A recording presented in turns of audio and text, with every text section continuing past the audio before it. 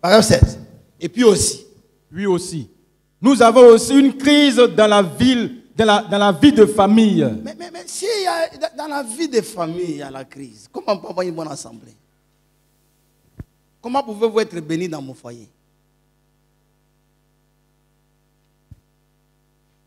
La station qui est à côté ici, frère madame dit, avant, les enfants étaient contents.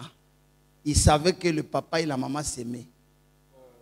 Tu es sûr que tes enfants peuvent dire ça? Que toi et maman, vous êtes complices.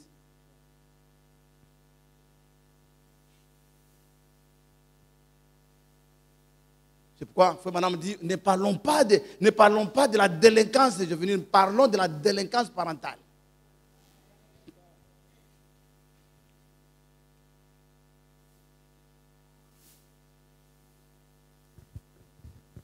Il semble que la vie de famille entre dans une eau profonde. Dans une eau profonde. Autrefois, au foyer, le père, le chef de la maison. Les chefs de la maison. C'est ça les chefs.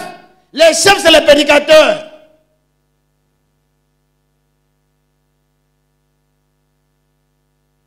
Mais le prêtre lui-même doit être un modèle. Amen. Mais si lui-même c'est un vagabond, si lui-même c'est un homme infidèle, si lui-même c'est un soulard,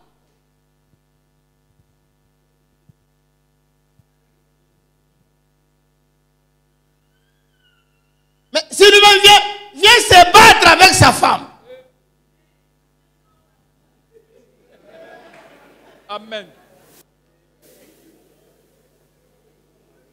Mais il y a une crise de foyer. Mais pourquoi ça? C'est parce que la Bible a été mise de côté. Mais vous pensez que si la Bible était là, il y avait des chansons, des cantiques religieux qui passent dans la maison, les gens peuvent se bagarrer?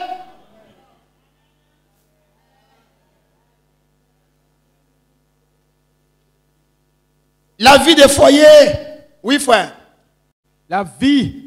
Il semble que la vie de famille entre dans une eau profonde. Autrefois. Au foyer. Oui. Le père, le chef de la maison s'asseyait le matin. Et s'entretenait avec sa famille. Et tous prenaient la vieille Bible. Ils prenaient la vieille Bible. La vieille Bible de la famille. Oh, il faut dire que dans chaque famille ici, dans chaque maison ici, tous ceux qui sont croyants de cette église, si vous voulez avoir les bénédictions, achetez une Bible qui sera après la Bible de la famille. Amen. Mettez-la sur la table.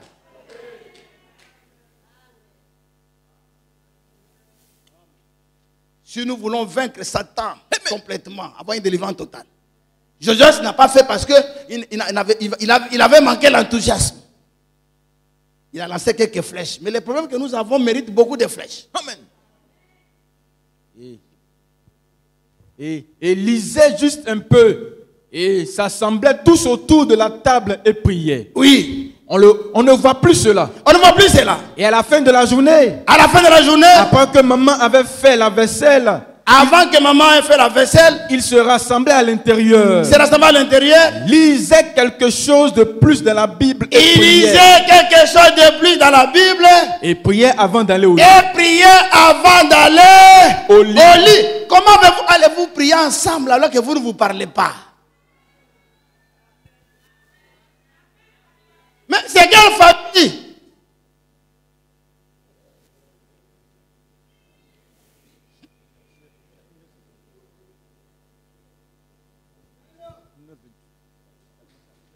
Une semaine, 2 semaines, l'homme et la femme ne se parlent pas. Mais tu vas aller le matin faire quoi au travail? Comment Dieu te bénira au travail? On continue. C'était vraiment rare de trouver de la délinquance juvénile en ce temps-là. Oui. Tous les garçons se rendaient au champ pour travailler.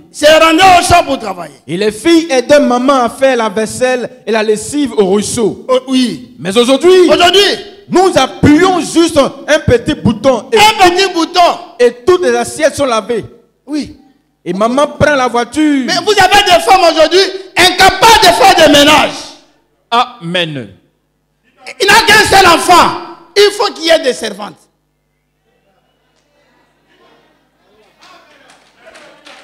incapable. Et les filles qui sont à la maison ne savent même pas la lessive. Et on envoie des brouillons comme ça dans des mariages. Qui ne savent ni préparer, ni laver les assiettes. Et tous ceux qui savent se préparer à locaux. C'est ça. Et on te bénisse, pasteur.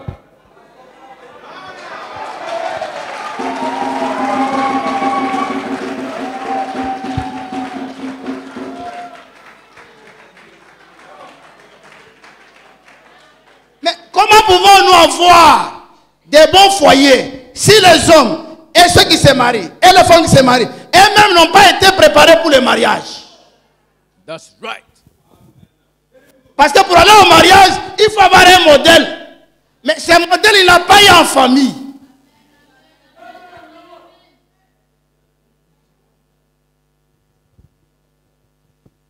Vous avez des petites filles aujourd'hui qui ne sont pas préparées. Oui.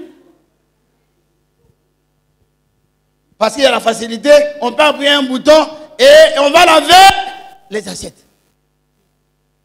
Vous voyez, avec des ongles comme des éperviers. Amen. Et maman prend la voiture. Maman prend la voiture. Et s'en va à une partie des cartes. Maman va à une partie des cartes. Ou bien elle est sortie et est en train de se déambuler dans les rues. La maman a en train de se déambuler dans les rues. Et le travail est fait par un tracteur. Un tracteur. Et nous n'avons qu'une bande de gens fainéants. Nous n'avons qu'une bande de gens fainéants et de paresseux. Et la vie de famille est tellement négligée que la Bible a été mise au rencard. À l'écart. Au point qu'il leur faut 1 heure de fouille pour en trouver une dans bien des maisons ici en Côte d'Ivoire. C'est-à-dire pour trouver une Bible de la maison, on doit chercher. On doit fouiller des heures. La Bible de papa est où? Où est la Bible de maman? Facebook, TikTok a pris la place. Mais on va chercher, on va soulever des poussières. Sa Bible est là. Il ne sait même pas à quel mois il a fait ça. Amen. Et ils se rendent à l'église le dimanche matin. Les gens vont le dimanche matin. Pour faire leur religion. Environ 20 minutes. Pendant un peu 20 minutes. Puisque le pasteur prend environ 30 minutes. Il est convoqué par le comité. Si le pasteur prend à peu près 30 minutes, il est convoqué par le comité. Pourquoi as-tu prolongé le temps? Qu'était-ce? Merci. La vie de famille tombe en décadence. Oui. Autrefois, le père et la mère s'aimaient. S'honoraient. Se chérissaient. Dites amen. Avant, dans des familles chrétiennes, le père et la mère se chérissaient. Oh. Ils faisaient des blagues. Ils s'amusaient. On sentait qu'il y avait l'amour.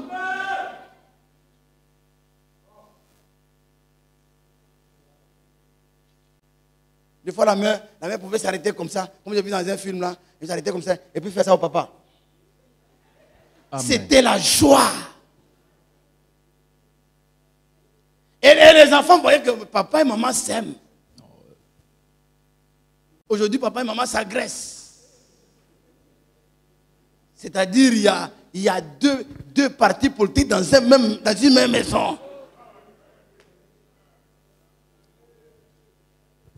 Et lorsque la maman vieillissait, qu'elle était grisonnante, couverte de rides, et que tout son pauvre vieux petit visage était couvert de rides. Il dit, mais quand bien même la maman devenait vieille, elle portait des lunettes comme ça. Avec ses lunettes suspendues sur son nez. Papa l'aimait simplement. Papa l'aimait simplement. Juste comme lorsqu'elle était jeune et jolie. Oui. Mais aujourd'hui, je n'ai pas l'intention de critiquer. Mais lorsque la femme vieillit un peu, il l'échange contre un nouveau modèle. Attention. Mais c'est pourquoi il fallait lire.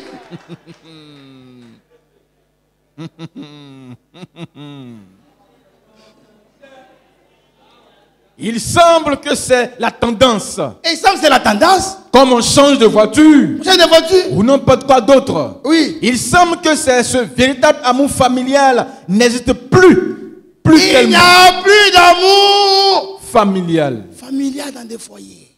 Mais comment Dieu peut bénir ces foyers-là?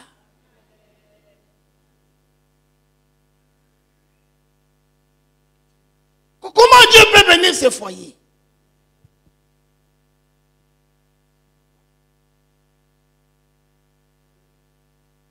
Où le père et la mère ne se séparent pas. Où les enfants deviennent brigands. Mais les enfants, il faut les frapper.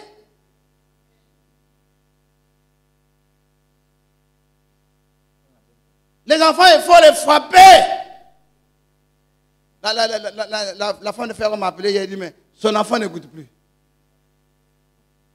Mais il faut tirer ses oreilles.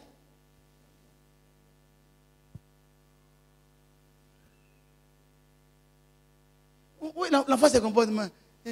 Papa, mais, frappe, hein? Papou, je vais te frapper, hein? Tu m'arrêtes. Papa frappe, hein? Ne m'amène pas à te frapper. Oh, frère. Il dit aujourd'hui, dans la passion, un son confus. Il dit un foyer. La vie de foyer est incertaine. Un homme peut épouser même une femme gentille. Allez au village. Il dit, je préfère prendre au village. Je vais l'amener ici. Comme elle ne connaît pas encore la ville, elle va bien se comporter.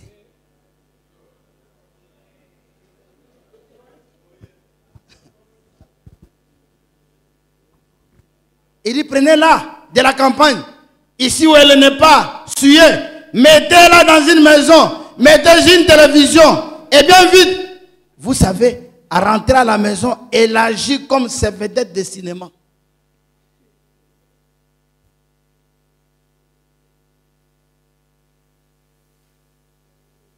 Et il dit, et aujourd'hui, comment le père et la mère vont prier ensemble? Puisque le père rentre à 1h du matin. La femme est allée aussi faire ses jeux là-bas. Les enfants sont restés à la maison seuls de 19h à 23h. Ils ne verront le papa que demain. Et au moment où ils vont à l'école, le papa dort parce qu'il est retourné tard.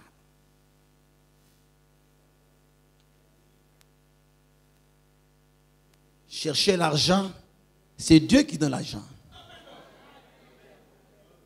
Psaume 127.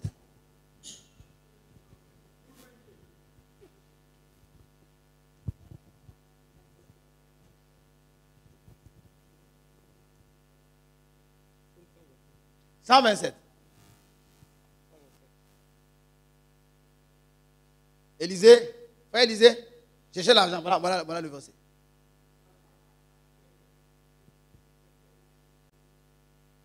Si Yahweh ne bâtit la maison, ceux qui la bâtissent travaillent en vain.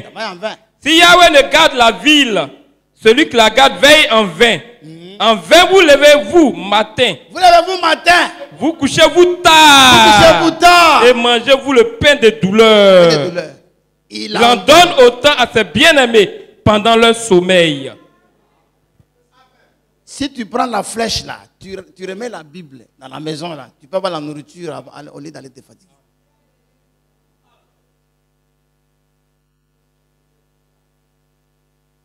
Amen. Il faut une véritable. Nous devons retourner à croire toute la parole. Si tu vois que tu n'arrives pas à te maîtriser devant ta femme, prie, Yahweh, aide-moi à avoir la maîtrise. Frère, Dieu t'a accordé la grâce. Et tu l'as fait du mal. Tu veux faire ça? Et puis tu fais ça. Les anges viennent. Ils bloquent. Il dit, ah, Yahweh m'a fait grâce. Yahweh m'a fait grâce. Tu veux insulter? Les mots ne sortent pas. Mais quand tu vas chez toi, imbécile, ta maman, il y a même qui insulte la maman de son mari.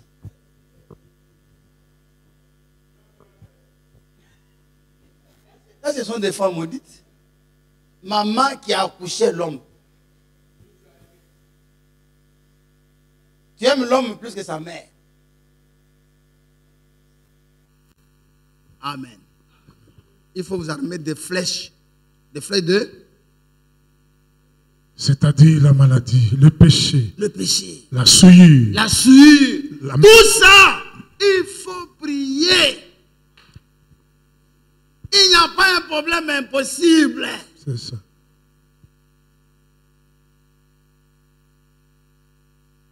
Que Yahweh vous bénisse. Amen. Voilà les flèches. Donc nous savons que chacun de nous prend la place du roi. On a sauté un paragraphe là. Et dit le roi, Frère Branham dit le roi est venu avec respect. Quand on s'approche de Dieu, nous devons avoir de la considération. Avoir du respect, dans un esprit d'adoration. Et prier pour une délivrance totale. Et nous expérimentons de grandes bénédictions. Et Frère Branham dit, tant que vous avez un péché non confessé, vous ne recevrez jamais de grandes bénédictions. Que Yahweh vous bénisse. Amen.